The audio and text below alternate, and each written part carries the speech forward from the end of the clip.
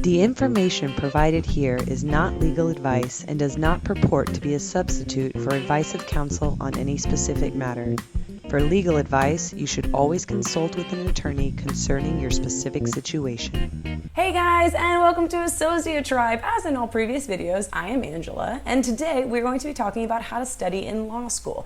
Now, if you are currently in law school, or you have been through law school, then you know that it is a completely stress-filled, out-of-control, competitive, emotional train wreck of an experience that no one really prepares you for. And especially no one prepares you for how to take one exam at the end of the semester that takes place 4 months after the first day of classes. But we're going to walk through very concrete steps on how to go about studying for law school exams, so prepare yourself to receive the magic keys to the golden guide of how to study for law school. Okay, so starting at the beginning, class day number 1.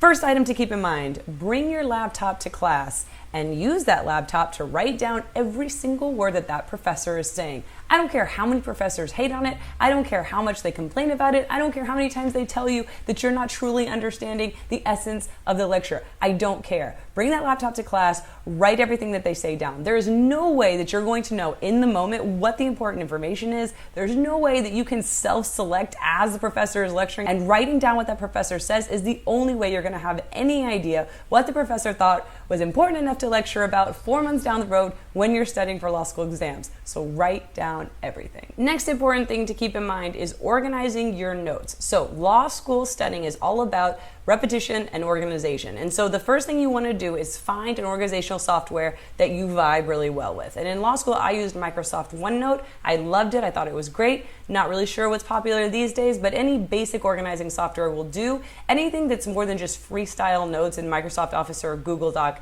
is what I would recommend. Now, before every class, obviously you're going to be doing the reading assignment. And so for that reading assignment, when you take notes, do it in black.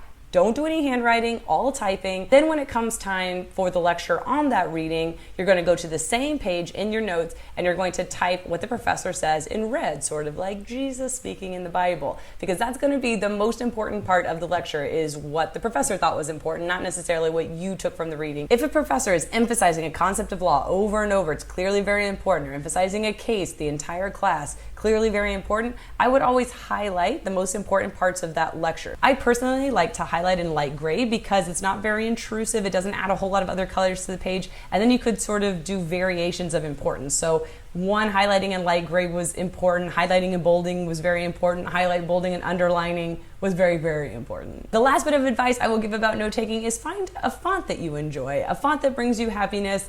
When you write, it's going to be a lot more pleasant to type in that font than it is going to be typing in Times New Roman, for example, and just making you hate life and being crabby at the amount of work that you have. The next important step in the process is outlining. So now you've seen the information twice. You've seen it once when you read the reading assignment, you've seen it twice when you heard it in the lecture, and outlining will be the third time that you see the information. So the process of outlining is essentially going through your notes and pulling out the most important concepts in those notes. So you're going to be eliminating clearly superfluous information, like things you thought in the reading were important at the time, but that the professor never touched on in class, like maybe the procedural posture of every single case, or notes from the lecture in class that are clearly not relevant, like maybe a gunner's hypothetical question that the professor answered just to be nice. Now remember, the idea is repetition and organization. So don't just copy and paste all of your notes into an outline and call it a day. You really should be reading through all those notes, familiarizing yourself with the concepts again, and then copy and pasting them into a document, rewriting them in a way that makes more sense so that you're giving your brain a chance to see those concepts again now for the third time. In terms of timing and when you should start outlining, I would recommend starting about a month after your classes begin. And I know that sounds really early,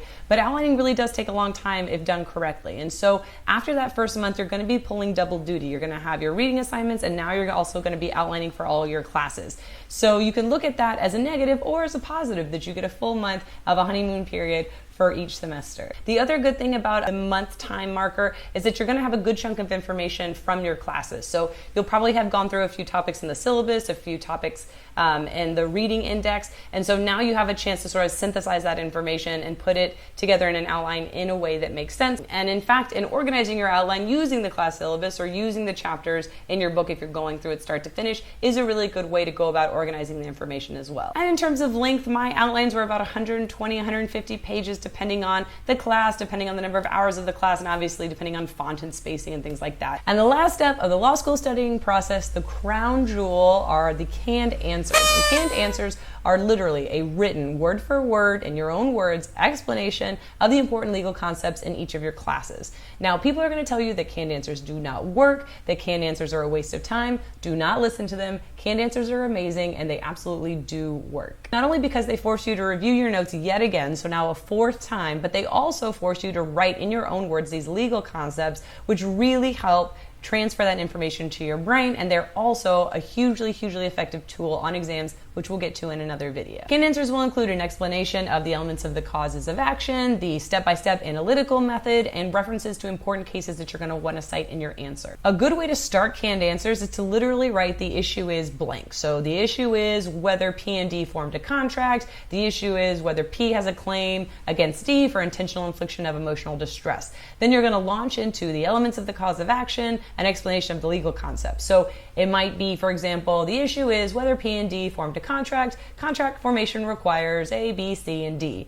Or the issue is whether P has a claim against D for intentional infliction of emotional distress. Intentional infliction of emotional distress occurs where A, B, C, and D. In that description, you're also going to be talking about any relevant legal tests, any relevant case precedent, any relevant exceptions. So I would say don't make it any longer than 3 to 5 sentences, because you are going to want to be able to use this as a tool, but make sure you have all of the good substantive information in there. And depending on how your brain organizes concepts and information, your canned answers might be more long form sentences, they might be more bullet points, or they might be a mix of both. And for me, it was a mix of both, but with a tendency for more long form, full out sentences, just because that's how my brain processes information the best. In terms of length, I would say that you're looking to get down to 25 to 35 pages, again, depending on spacing and font size and things like that, but a usable document, something that you can actually bring into an exam and use effectively. And in terms of timing, when you're going to start writing these canned answers, I would say 2 to 3 weeks before the exam period. So don't worry, you're still going to be in the midst of classes. You're going to include the information from those classes in your outlines, in your canned answers, but you are going to have to start canned answers early enough to get them finished for the exam, so there is going to be a bit of an overlap there. So that's it. That brings us to the actual taking of the exam, which we'll cover in a separate video. I hope this was helpful. I hope this gave you some studying tips going into the new semester. And just remember, you're not expected to know everything. You're not expected to remember everything. That is impossible. The best approach that you can take, which is what these steps promote, is repetition and organization. And so I know if you put in the time and you put in the energy and use these steps, you're going to see some great results. So I wish you all the best, and I will see you guys in the next video.